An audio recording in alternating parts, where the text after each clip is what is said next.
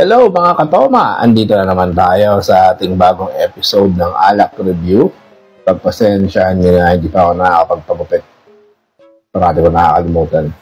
Pero anyway, for sure magugustuhan ninyo kung ano yung i-review nating alak ngayon dahil ito ang talagang pambato ng inuman. Talagang walang kakupas-kupas. Lalo na yung mga kakilala ko sa bandang Nueva Ecija. Shout out sa inyo dyan sa Nueva Ecija, di ba? Meron pa nga kayong monumento nito dyan sa may pagpasok ng Kabanatuan.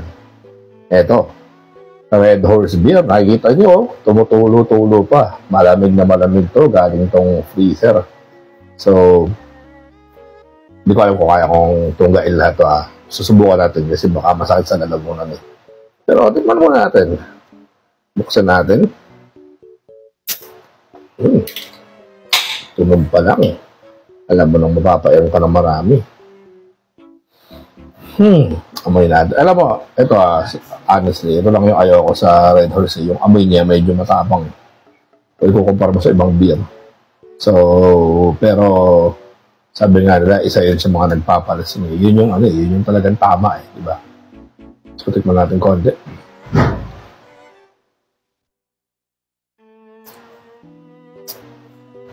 Suabe. Panalo, di ba? So, tignan natin kung kaya natin itong sagarin. Pero pa lang, yung perfect shot pa lang natin. Medyo masarap na. So, tignan natin kung kaya natin itong ubusin.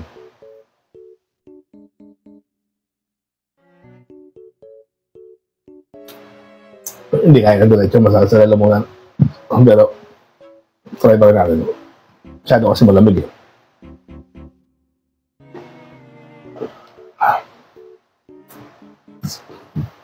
Hindi talaga kaya. Pero konti lang.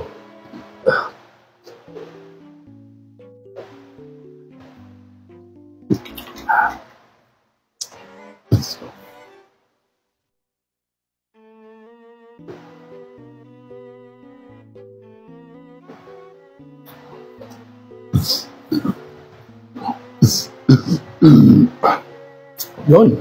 Suabe. Red Horse, sabi nga na malakas ang tama, 6.9% alcohol. Tapos itong Incan, 330 ml. Actually, kasing laki to ng Stallion. So ito, mabibili nyo to sa halagang 51 to 60 pesos. Depende kung saan kayo bibili.